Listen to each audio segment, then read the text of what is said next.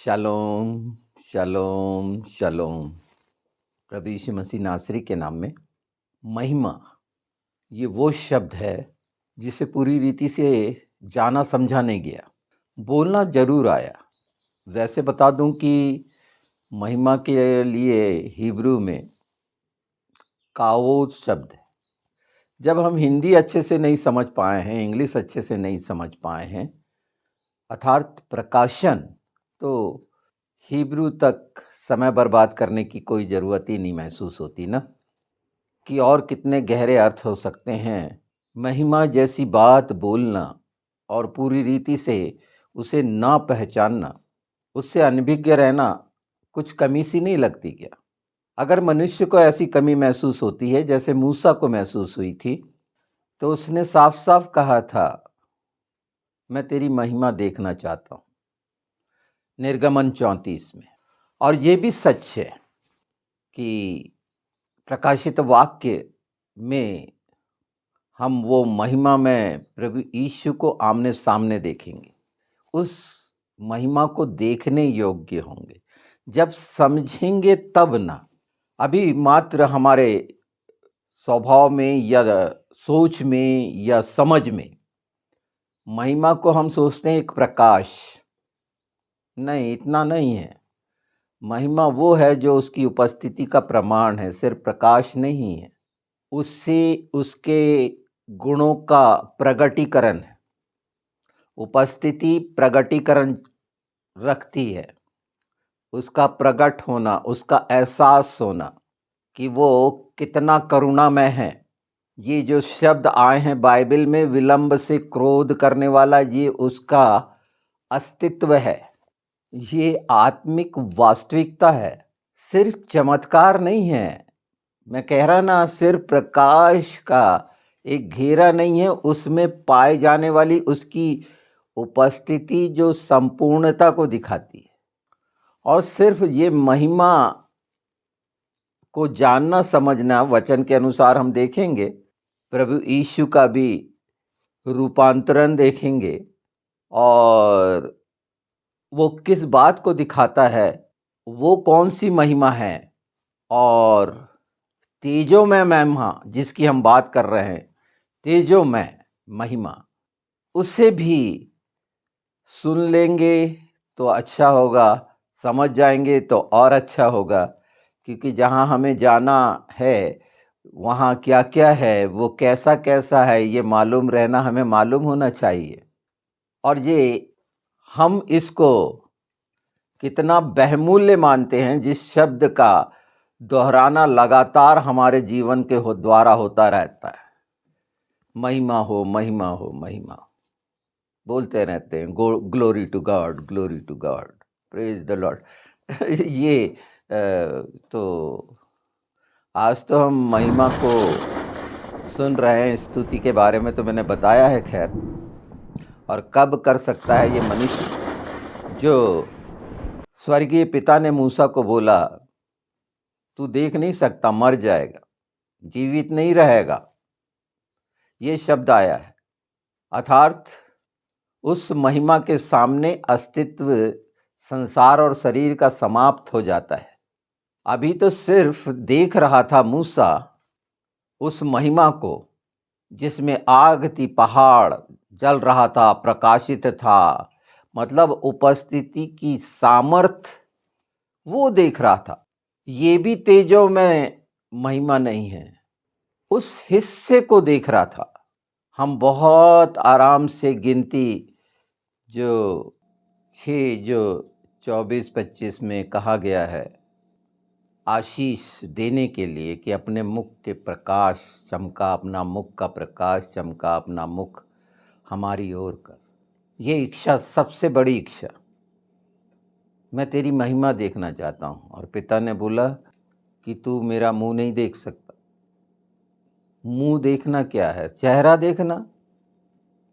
तू मेरी पीठ देखेगा, वो हिस्सा जो पिछला है, एक सामना भी नहीं, पिछला पिछला। इन बातों का महत्व पवित्र आत्मा आज जब हमारे सामने रख रहे हैं, जो निर्गमन 34 में है, ये दूसरी बार था जो 34 में हम देखते हैं जहाँ परमेश्वर यहोवा ने प्रचार किया था। जो 34:6 में देखिए, यहोवा उसके सामने होकर यूँ प्रचार करता हुआ चला, यहोवा यहोवा ईश्वर दयालु और अनुग्रहकारी, कोप करने में धीरजवंत और अति करुणामय और सत्य, हजारों पीढ़ियों तक निरंतर करुणा करने वाला, अधर्म और अपराध और पाप का क्षमा करने वाला है, परंतु दोषी को वह किसी प्रकार निर्दोष न ठहराएगा। ये आगे पूरा देखिए कि क्या प्रचार है। और ये कौन कर रहा है?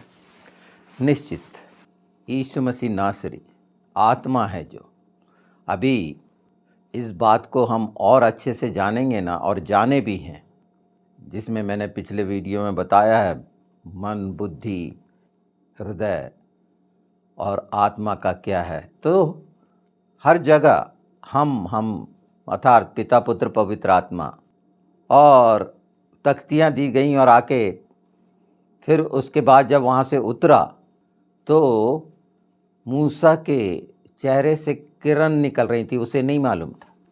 29 में देखिए, जब मूसा साक्षी की दोनों तख्तियाँ हाथ में लिए हुए सीने पर्वत से उतर रहा था, तब यहोवा के साथ बात करने के कारण उसके चेहरे से किरण निकल रही थी, परंतु वह यह नहीं जानता था कि उसके चेहरे से किरणें निकल रही हैं। पिता के साथ 40 दिन जब वहाँ पर था, 40 दिन 40 रात उपस्थिति में बातचीत कर रहा था, समीपता उपस्थिति, वो सारी चीज़ों को जाना समझा, ये सच्चाई को जो उसकी उपस्थिति की है कि अति करुणामय है, क्रोध करने में धीमा, ये सब हमने पढ़ा है। ये विशेषता है उपस्थिति की, परमेश्वर की, ये महिमा है, महिमा।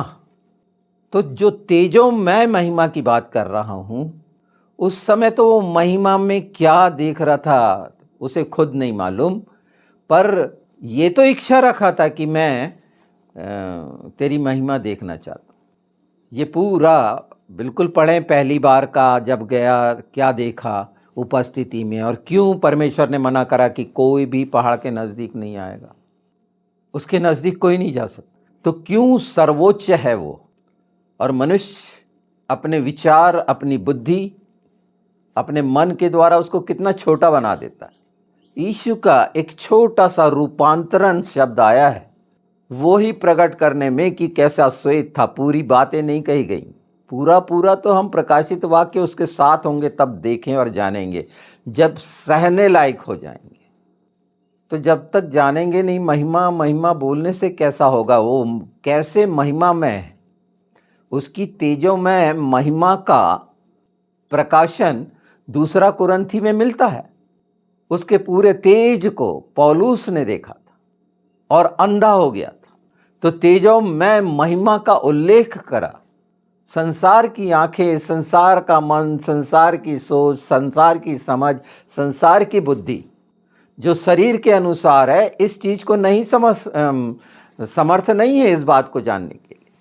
इसका एहसास होता है, हाँ, उपस्थिति में पवित्र आत्मा के साथ निश्चित हम उसके साथ होते हैं और बातचीत करते हैं। बातचीत कर रहा था जब हम अपने संबंध, रिलेशनशिप पिता पुत्र पवित्र आत्मा से बातचीत के रखते हैं, डिमांड के नहीं रखते।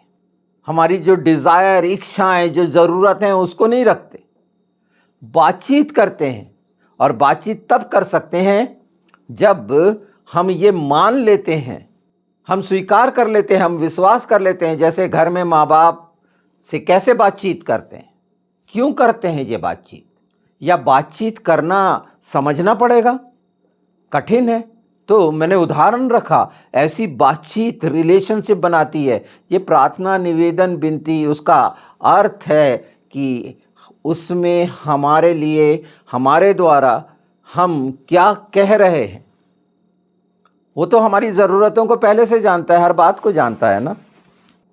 एक दिन, वो दिन जो होगा उसकी उपस्थिति में, वो महिमा में जब अपने आप को प्रकट करेगा, जब हम देखने योग्य होंगे, जो पहला यूहन्ना 3:2 कहता है। हे प्रियो, अब हम परमेश्वर की संतान हैं और अभी तक यह प्रकट नहीं हुआ कि हम क्या कुछ होंगे। इतना जानते हैं कि जब वह प्रकट होगा तो हम उसके समान होंगे, क्योंकि उसको वैसा ही देखेंगे जैसा वह है। ये स्पष्ट है। उपस्थिति बातचीत में उसका प्रकाश, उसकी महिमा, उसकी स्तुति हमारे जीवन में होती है और हमारी आत्मा ये चीज़ें कराती हैं पवित्र आत्मा के साथ। शरीर के साथ जब तक मनुष्य अपने बातचीत करेगा, इच्छाओं को जाहिर करेगा, वो बातें जो आत्मा की उन्नति के लिए है उससे वो वंचित होगा। यही मैं बताना चाह रहा हूँ। वो किरणों के बारे में भी बहुत साफ साफ पिछले वीडियोस में मलाकी 3 में मैंने बता चुका है कि उसका क्या अर्थ है, उसकी किरणों से चंगे क्यों होते हैं, क्या है सामर्थ है। और इसमें एक दूसरा पहलू भी देखिए आप, मूसा ने अपना चेहरा ढक लिया कि लोग उसको देख न सकें, उस तेज को, और इसीलिए या वो धीरे धीरे कम हुआ। बाइबल में उघाड़े चेहरे की बात आई है ना, क्यों आई? वो एक समय था। ये यीशु में जो हैं वो हमेशा के लिए उसके तेजोमय महिमा में होंगे। और महिमा को जानना इसीलिए ज़रूरी है कि वो तेजो महिमा क्या कुछ ना होगी, हम देखेंगे आगे चलते हुए। पर अभी इस हिस्से को तो अच्छे से जान लें कि क्यों घटता जाता था, या ये घटते हुए जो जाता था उसको मूसा दिखाना नहीं चाहता था। कुछ घट रहा था, शब्दों का था, आत्मा के द्वारा है, शब्दों से नहीं होगा। और वो शब्द जो आत्मा के हैं उससे होगा। संसार के बनाए हुए ये शब्द, इसीलिए मैंने शुरू में बोला कि महिमा को कैसा जान रहे हैं हम, और उसमें क्या क्या पाया जाता है।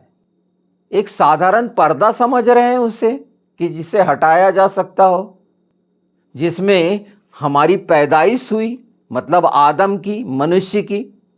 इसलिए तो नंगे नहीं थे, क्योंकि परमेश्वर का आत्मा, परमेश्वर का वचन यीशु आर पार छेदता है, आर पार दिखता है, जैसे एक्सरे।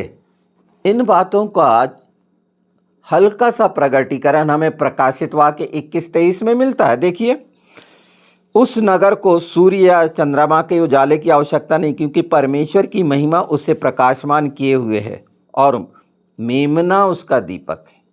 ये जो दिखाता है कि स्वर्ग में परमेश्वर की महिमा सब कुछ होगी और वहाँ उसके लोगों को उसका सीधा दर्शन होगा। यही कुछ तो बता रहा है जो हम समझ रहे थे अभी, कपड़े से ढक लेना, उघाड़े, जो दूसरा कुरंती देखिए 3:18 में, परंतु हम सब के उघाड़े मुंह से परमेश्वर की महिमा को दर्पण में देखते हुए उसी स्वरूप में रूपांतरित होते जाते हैं, जैसे जय की ओर, जैसे प्रभु के आत्मा से होता है। तो ये बहुत स्पष्ट दर्शाता है कि जब हम परमेश्वर प्रभु की उपस्थिति में रहते हैं, उसकी महिमा में रहते हैं, तो धीरे धीरे हम बदलते जाते हैं, हमारा जीवन बदलता जाता है। और जीवन का बदलने से मतलब है आत्मिक जीवन। शरीर बदलता जाता है ऐसा नहीं मैं कह रहा।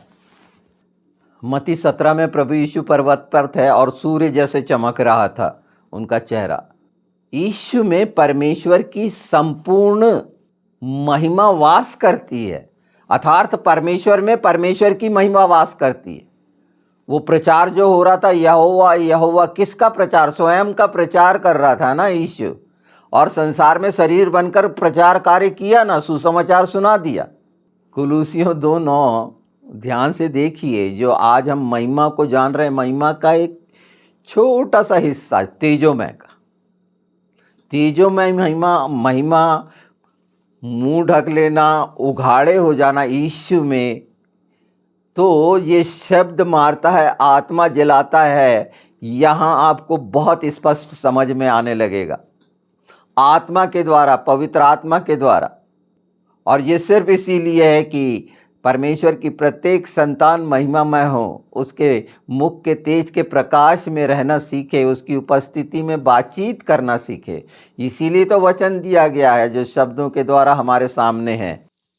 और ये बात पहला यूहन्ना पहले अध्याय में भी 14 में स्पष्ट कही गई है देखिए ना, और वचन देदारी हुआ और हमारे बीच में निवास किया और हमने उसकी महिमा देखी, जैसे पिता के इकलौते की महिमा। वो महिमा जो मूसा तेजोमय महिमा, आज स्वयं परमेश्वर यीशु कैसे कह पा रहा है? आत्मा का जन्म, देह धारण, रूपांतरण। तो महिमा सिर्फ प्रकाश समझ ले रहे हैं, ये उपस्थिति संपूर्ण सामर्थ्य के साथ, प्रत्येक कार्य के साथ जो भी हमारा है, प्रत्येक बात अधीनता में दिखती है महिमा में। महिमा को समझेंगे तो अधीनता को जानेंगे कि क्या क्या है, क्यों है वो सर्वशक्तिमान। उसकी उपस्थिति एहसास कराती है, बोलने की जरूरत नहीं है। उसकी महिमा का एहसास होता है, उसके गुणों का एहसास होता है। मनुष्य तो जब तक ना बोले तो कोई समझ ही नहीं सकता, कोई पहचान भी नहीं सकता। वो महिमा जो पूरी सच्चाई का एहसास कराती कि इसके अंदर क्या क्या है, क्या है ये। तो ये वचन में मिलता है कि क्या है ये जो अभिव्यक्ति हो रही है, ये उच्चतम स्तर की है, सर्वोच्च स्तर की अभिव्यक्ति हमारे कान सुन रहे हैं पवित्र आत्मा के द्वारा। क्योंकि महिमा कितना महत्वपूर्ण है, उसकी महिमा करना क्यों आवश्यक है, और ये कौन कर सकता है, इसी का तो सब जानना, पहचानना, सीखना, समझना, इसीलिए तो पवित्र आत्मा दिए हैं इन बातों के लिए कि पूरी रीति से उसकी महिमा को पहचाने। क्यों मूसा ने बोला मैं तुझे देखना चाहता हूं, तेरा मुख देखना चाहता हूं, परमेश्वर ने मना कर दिया। हमारे सामने पूरी चीजें बड़ी खुली हैं कि ये सब चीजें समझ में आए, और कौन देख सकता है, वो आगे आए यीशु के नाम में।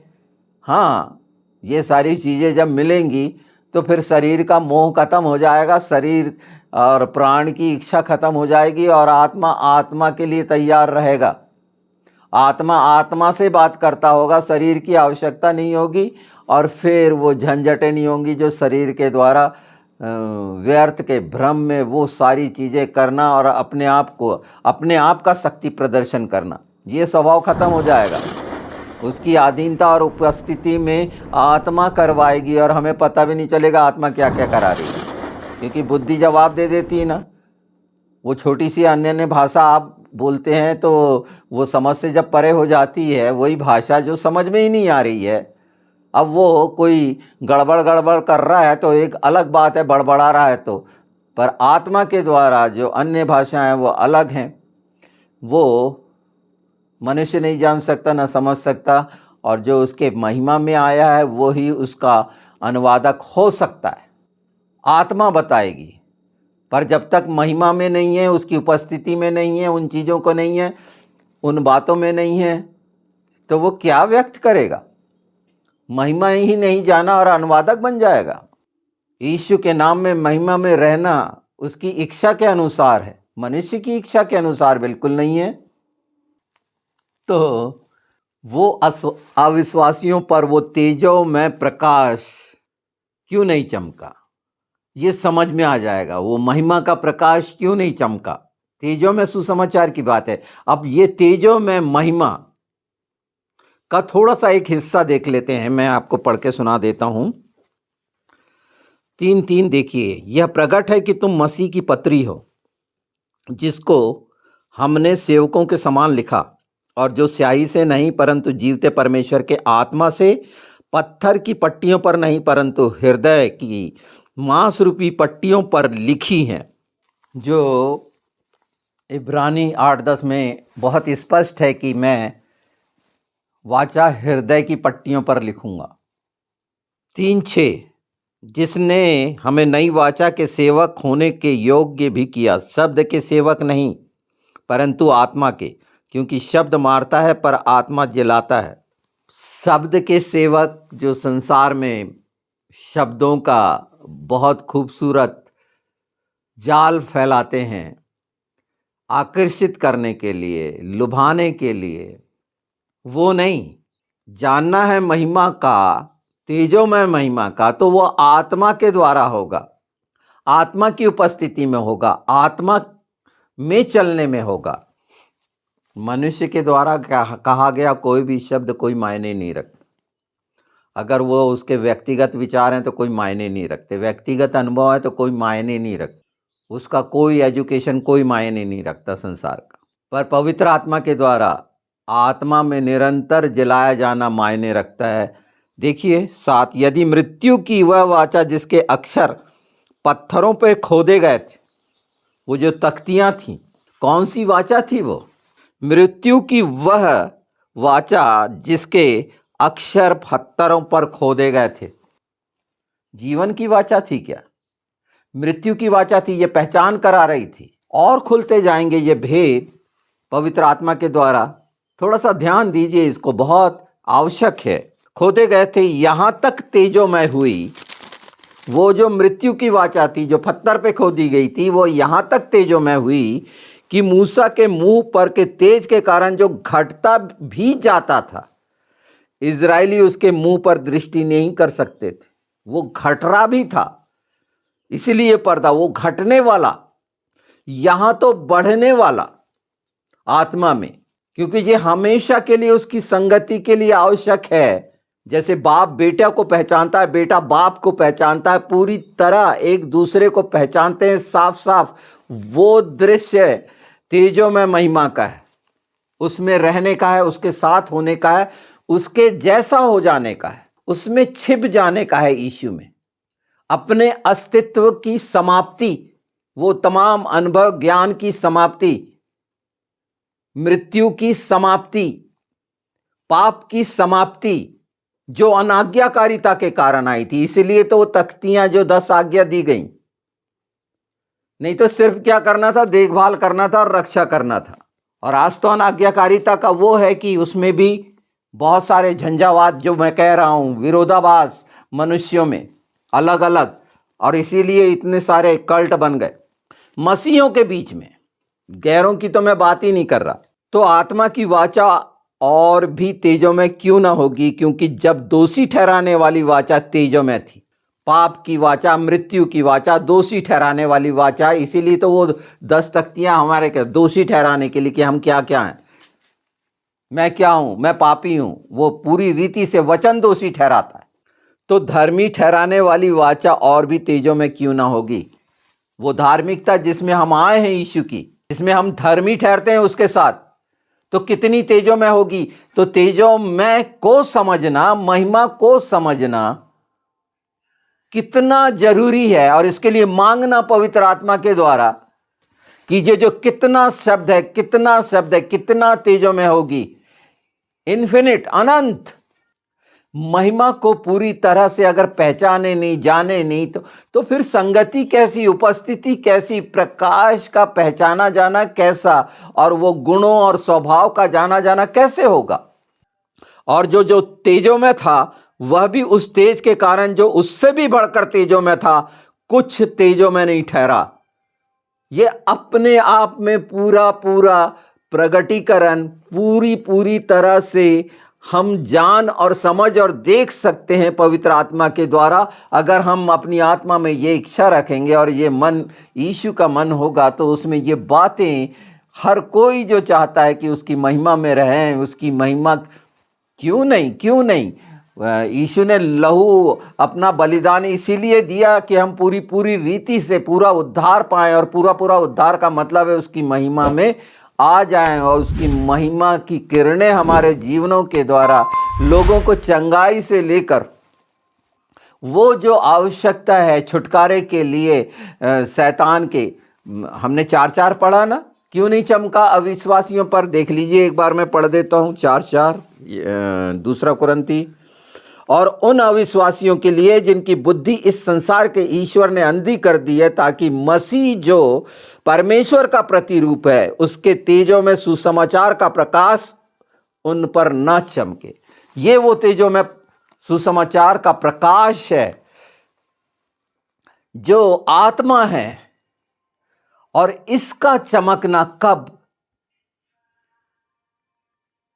छुटकारा पाए हुए भी आज महिमा से वंचित हैं, और इन बातों की समझ नहीं होने के कारण, मेरे ज्ञान के नहीं रहने के कारण मेरी प्रजा नाश हुई।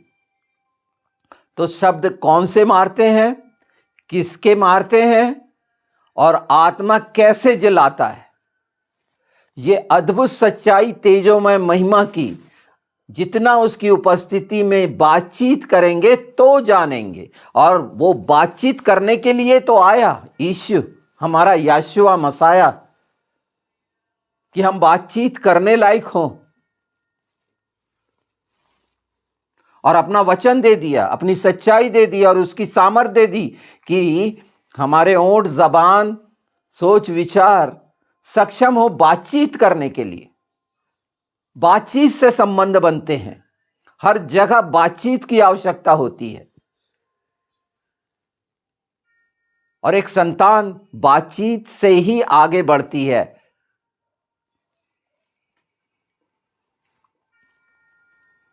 जो मांगने वाले भिखारी होते हैं, भीख मांगे चले गए, दरवाजे पे आए, भीख मांगे चले गए, क्या संबंध बना? कोई संबंध बना? भीख मांगी बस, कि वो मेरे को भीख देता है, यही संबंध है। परमेश्वर की संतान का भीख मांगना ही, निवेदन बेनती बिल्कुल रखो ना। उसने बोला है, इतना विश्वास नहीं, उसकी तेजोमय महिमा को जाने नहीं, इसलिए वो विश्वास नहीं, क्योंकि विश्वास की प्रगाढ़ता तो वहीं प्रकट होती है जब हम उसकी तेजोमय महिमा को देख लें, समझ लें कि वो क्या क्या कर सकता है। नहीं तो हम अपने आप को ज्यादा बलवंत मानते हैं ना। संसार के शैतान ने जो है, सरदार ने कैसा अंधा किया है कि महिमा छिप जाए, और महिमा मनुष्य अपनी बुद्धि के कारण छिपाता है, अपने विचारों के कारण, अपनी धर्म कर्म की प्रवृत्ति के कारण उस महिमा से वंचित होता है, जिसमें सारी बातें हमने सुन चुकी हैं शुरू से लेकर, कि तेजो में महिमा क्या है, और इसके लिए मेरी आत्मा की भूख प्यास है क्या, मैं इसके लिए भूखा प्यासा हूं क्या।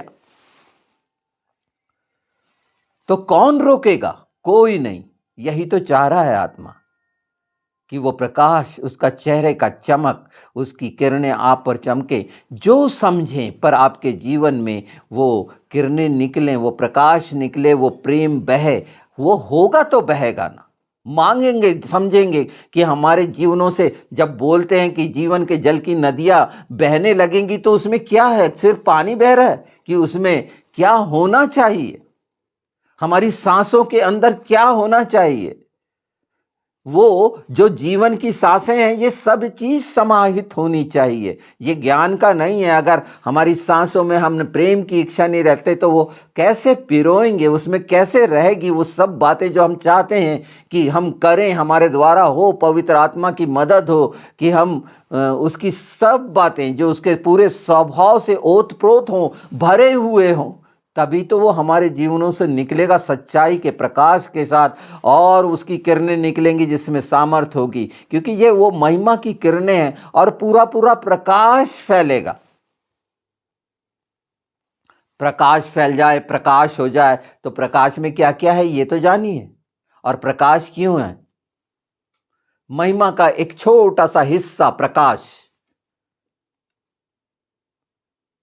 प्रभु का धन्यवाद करें इन बातों के लिए, और अपने आप को देखें, और इसमें 2 कुरिन्थी 3 का पूरा अध्ययन करें। तेजो में महिमा को जाने, सिर्फ महिमा महिमा नहीं, वो तेजो में महिमा।